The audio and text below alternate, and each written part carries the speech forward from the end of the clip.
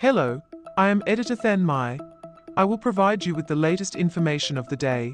Senate confirms Trump's pick for counterterrorism agency. A former Green Beret with extremist ties, the Senate confirmed President Donald Trump's pick to lead the National Counterterrorism Center, Joe Kent, on Wednesday evening as Republicans looked past his connections to right-wing extremists and support for conspiracy theories about the January 6, 2021, riot at the U.S. Capitol. Kent won confirmation on a 52-44 vote tally, with Senator Thom Tillis of North Carolina the only Republican nay vote. Kent had already been working for Director of National Intelligence Tulsi Gabbard. As the head of the National Counterterrorism Center, he will oversee an agency tasked with analyzing and detecting terrorist threats. In the role, he plans to devote agency resources to targeting Latin American gangs and other criminal groups tied to migration.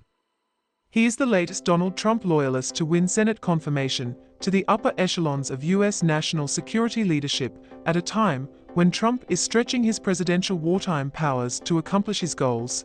President Trump is committed to identifying these cartels and these violent gang members and making sure that we locate them and that we get them out of our country. Kent said at his confirmation hearing before the Senate Intelligence Committee in April. Kent enters the top role at the Counterterrorism Center after 2 unsuccessful campaigns for Congress in Washington state, as well as a military career that saw him deployed 11 times as a Green Beret, followed by work at the CIA.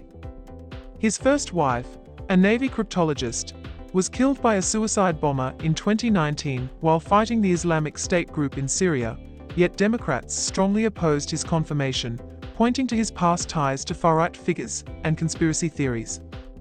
During his 2022 congressional campaign, Kent paid Graham Jorgensen, a member of the far-right military group the Proud Boys, for consulting work.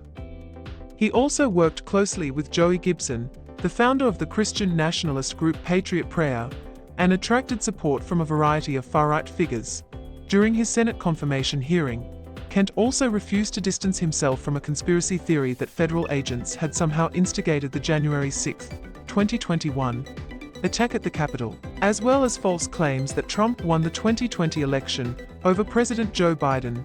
Democrats grilled him on his participation in a group chat on Signal that was used by Trump's national security team to discuss sensitive military plans.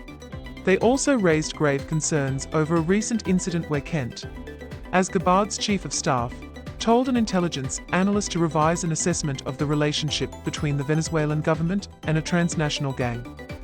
The revisions supported Trump's assertions that members of the gang could be removed under the Alien Enemies Act, a wartime provision. Democrats said it showed Kent cannot be trusted to handle some of the nation's most important and sensitive intelligence. Sen.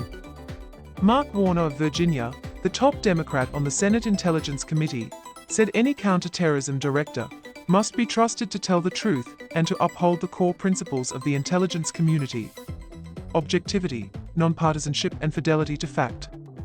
Unfortunately, Mr. Kent has shown time and again that he cannot meet the standard, Warner added. Still, Republicans have praised his counterterrorism qualifications, pointing to his military and intelligence experience. Sen. Tom Cotton, the GOP chair of the Intelligence Committee, said in a floor speech that Kent has dedicated his career to fighting terrorism and keeping Americans safe. Please like and subscribe to wait for the next information. Goodbye and see you again.